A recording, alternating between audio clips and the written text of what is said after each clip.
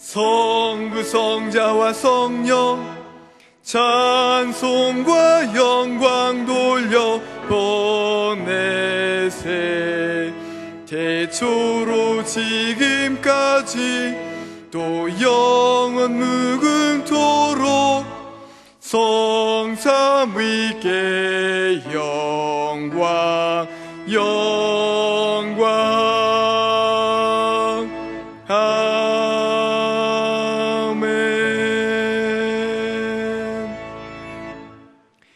여호와를 경외하는 자들아, 너희는 여호와를 의지하여라. 그는 너희의 도움이시요 너희의 방패시로다. 여호와께서 우리를 생각하사 복을 주시되 이스라엘 집에도 복을 주시고 아론의 집에서도 복을 주시며 높은 사람이나 낮은 사람을 막론하고 여호와를 경외하는 자들에게 복을 주시리로다.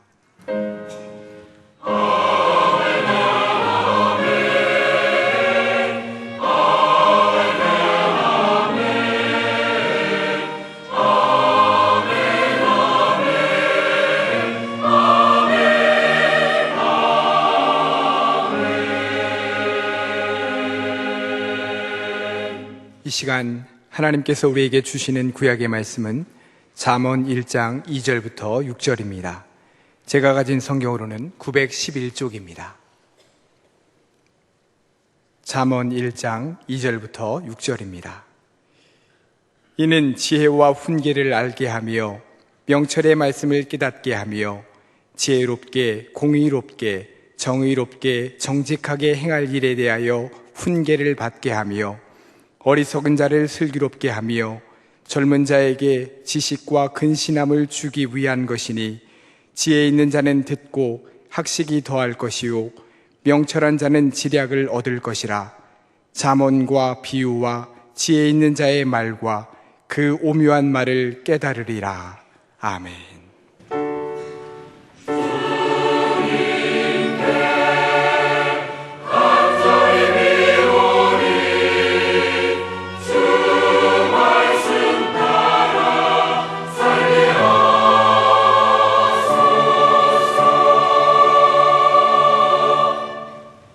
하나님께서 우리에게 주시는 신약의 말씀은 빌립보서 2장 12절부터 18절입니다. 319쪽입니다. 빌립보서 2장 12절부터 18절입니다. 그러므로 나의 사랑하는 자들아, 너희가 나 있을 때뿐 아니라 더욱 지금 나 없을 때에도 항상 복종하여 두렵고 떨림으로 너희 구원을 이루라. 너희 안에서 행하시는 이는 하나님이시니 자기의 기쁘신 뜻을 위하여 너희에게 소원을 두고 행하게 하시나니 모든 일을 원망과 시비가 없이 하라. 이는 너희가 흠이 없고 순전하여 어그러지고 거스르는 세대 가운데서 하나님의 흠없는 자녀로 세상에서 그들 가운데 빛들로 나타내며 생명의 말씀을 밝혀 나의 다름질이 헛되지 아니하고 수고도 헛되지 아니함이니 그리스도의 날에 내가 자랑할 것이 있게 하려 함이라. 만일 너희 믿음의 재물과 섬김 위에 내가 나를 전제로 드릴지라도 나는 기뻐하고 너희 무리와 함께 기뻐하리니 이와 같이 너희도 기뻐하고 나와 함께 기뻐하라. 아멘. 구약 성경 중에서도 잠언이 주시는 목적이 나와 있습니다.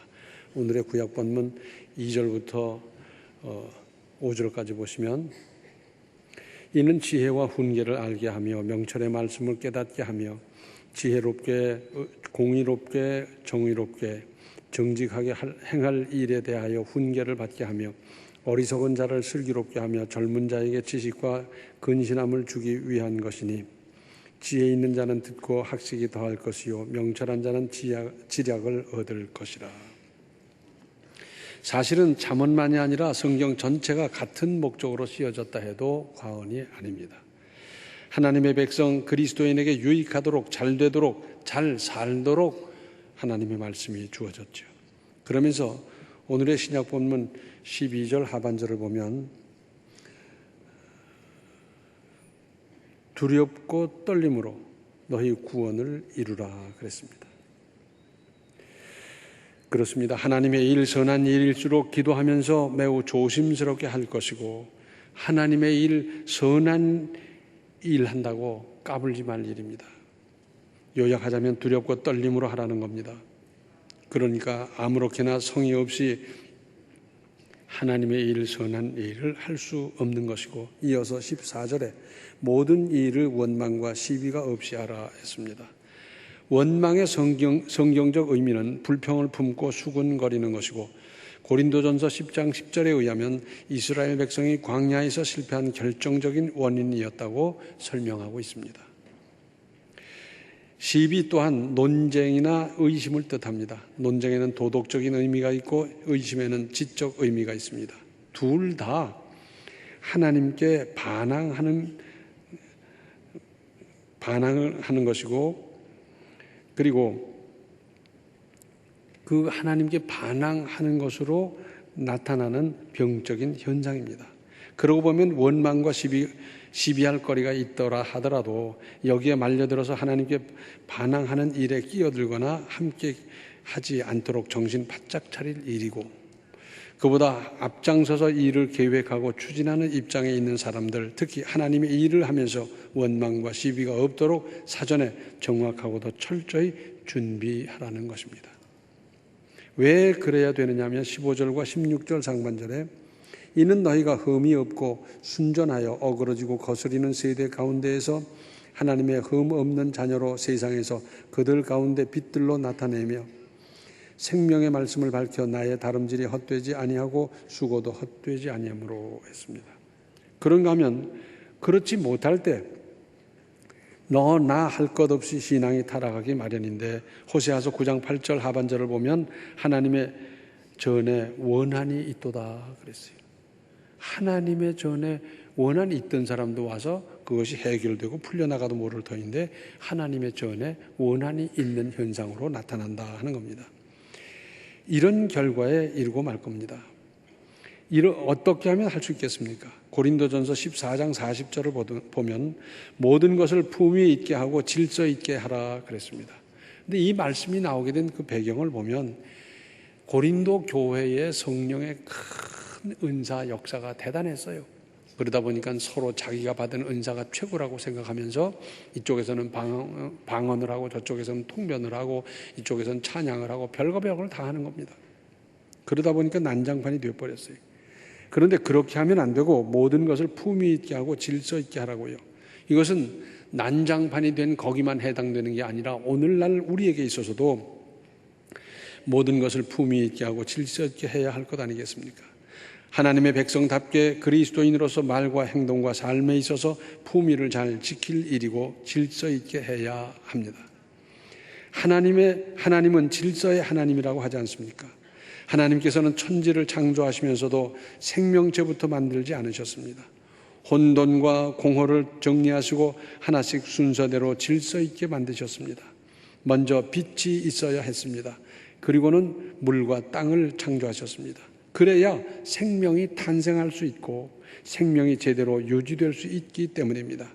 빛과 물과 땅이 있으면 생명 창조의 조건이 되는 것이고, 이러한 바탕과 마련을 하신 후에 생명체를 만들고 번성하게 하셨습니다.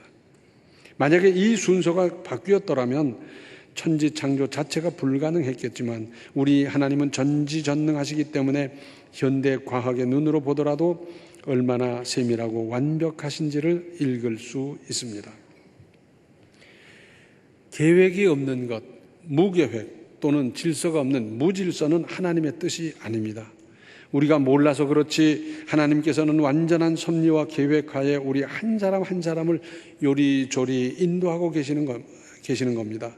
나중에 가서야 그러한 하나님의 계획과 인도하심을 조금 깨닫고는 그렇게도 놀라운 하나님의 일에 감탄을 금치 못하는 것 아니겠습니까? 하나님, 그런 계획이 있었습니까? 저를 이렇게 인도하셨습니까? 이렇게 완전한 하나님의 은혜가 있었습니까? 나중에 가서야 이만큼 깨닫고요. 무슨 일에나 순서가 있고 질서가 있고 정도가 있는 겁니다. 특히 성경은 모든 일에 원망과 시비가 없도록 하라 하셨습니다. 공적인 일을 하든지 사적인 일을 하든지 영적이거나 육신적인 생활, 직장이나 비즈니스 현장에서도 어느 분야에서도 그렇게 하십시오. 깨끗하고 맑고 바르고 품위 있고 교양 있고 공평하고 정직하고 정확하고 덕이 있고 지혜롭게 하십시오. 특히 하나님의 일을 하는 데는 더욱 그렇습니다.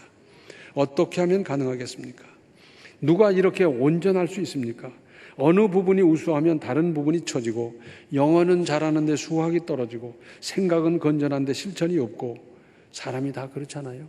그러기 때문에 하나님을 찾게 되는 거고, 하나님의 도우심이 필요한 거고, 그래서 기도하는 것 아니겠습니까?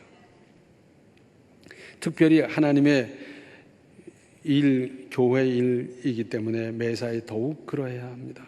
두렵고 떨림으로 할 일이고, 바로 앞에 나열한 여러 가지, 즉 깨끗하고 맑고 바르고 품위 있고 교양 있고 공평하고 정직하고 정확하고 덕이 있고 지혜롭고, 이렇게 되도록 하는 겁니다. 특별히 이제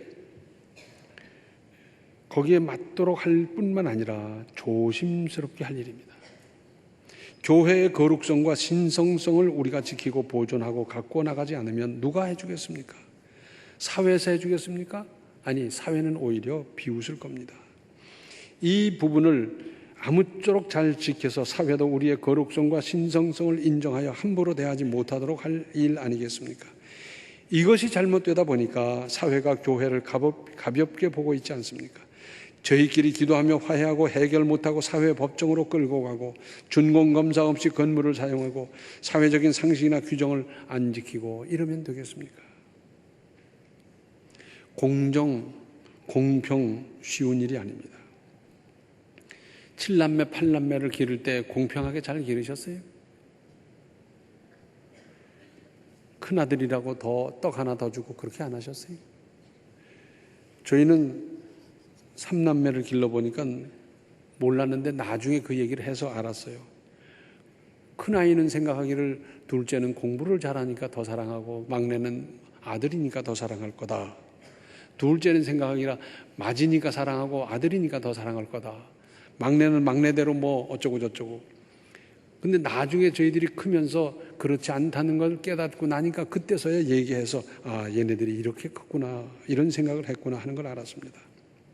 인간적인 친소 관계로 어떤 결정이나 선택을 하면 공정, 공평은 없어집니다. 편파적이고 편향적이 될 수밖에 없습니다.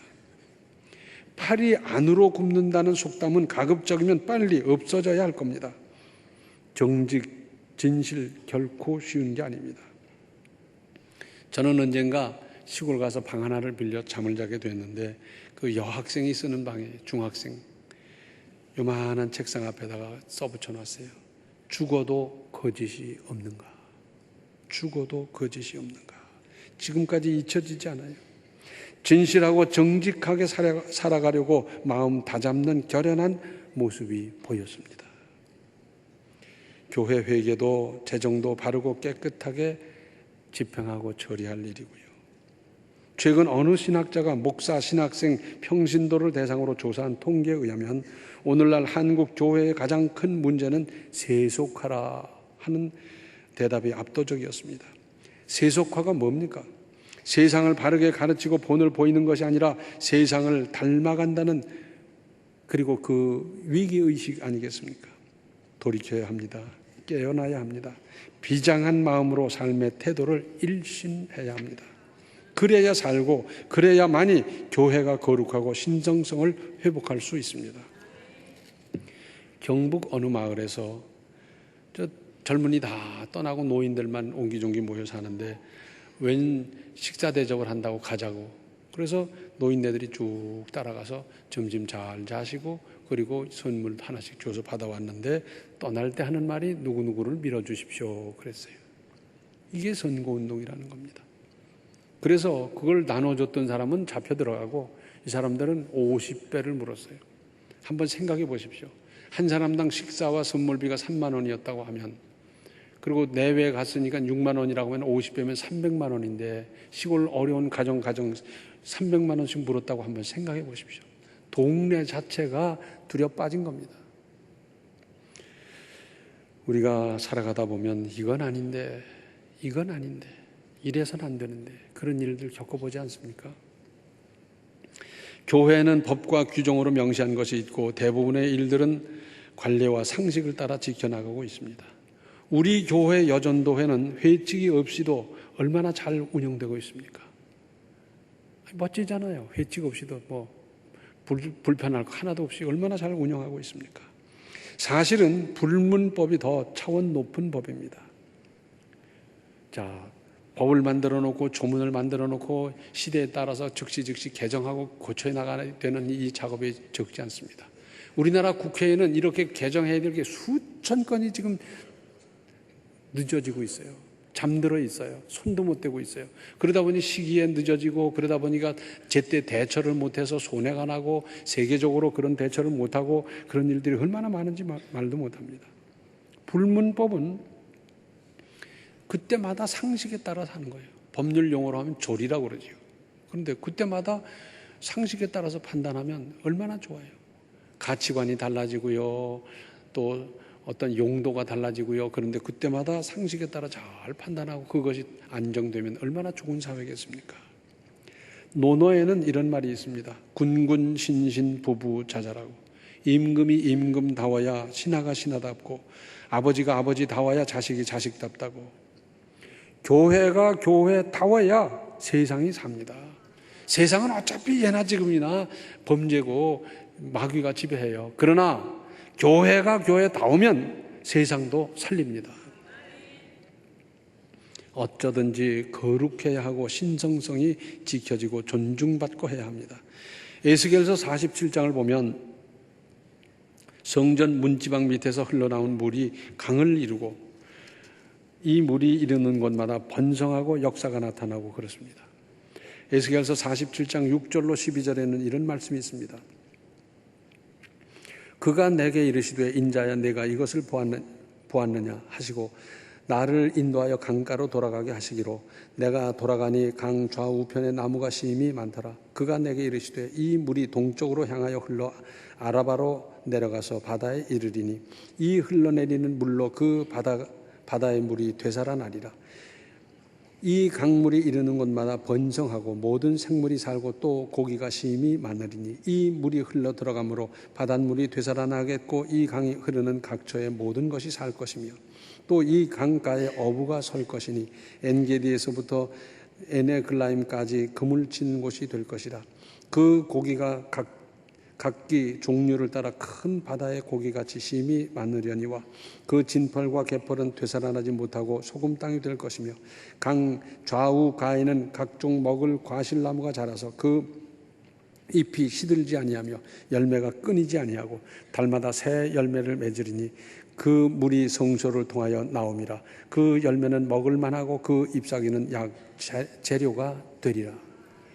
특별히 12절에 강 좌우 가에는 각종 먹을 과실나무가 자라서 그 잎이 시들지 아니하며 열매가 끊이지 아니하고 달마다 새 열매를 맺으리니 그 물이 성소를 통하여 나옴이라. 그 열매는 먹을 만하고 그 잎사귀는 약 재료가 되리라. 단순한 나무가 아니고 단순한 실과가 아니라 하나하나가 약이 되는 그 엄청난 역사. 대단하지 않습니까? 이것이 정상입니다. 강단에서 흘러나오는 그 말씀의 물로 말미암아 그렇게 되는 일. 세상에 오염이 묻어오고 갈수록 오염되면 교회는 성도는 망해버릴 수도 있습니다. 교회 밖에 교회의 맑은 물이 생수와도 같이 흘러나가서 세상을 정화시키고 세상을 번성하게 해야 하는데 세상적인 방법을 동원하여 거룩한 교회를 잘못되게 하려 하면 하나님께서 그냥 두시겠습니까? 두렵고 떨리는 일 아닙니까? 여기서 우리가 주목할 대목이 있습니다. 교회는 초기 예루살렘 교회로부터 어느 시대 어디서건 각기 다른 문제가 있어 왔습니다. 왜냐하면 교회는 천사들의 모임이 아니라 죄인들의 모임이기 때문입니다. 어떤 때는 이런 교회가 왜 있어야 하나 할 정도로 타락한 때도 있었습니다. 그런데 중요한 것 놓치기 쉬운 점이 있습니다. 그럼에도 불구하고 하나님께서는 그러한 교회를 들어 쓰시고 아버지의 계획을 차근차근 이루어 가셨다는 사실입니다. 그래서라도 교회는 참으로 소중하고 귀중한 존재고, 소중하고 귀중한 존재로 우리가 알아야 되고, 우리가 그렇게 여겨야 세상도 그렇게 여겨주지 않겠습니까? 예수 그리스도의 피로 값주고 사신 값어치는 말할 것도 없고요.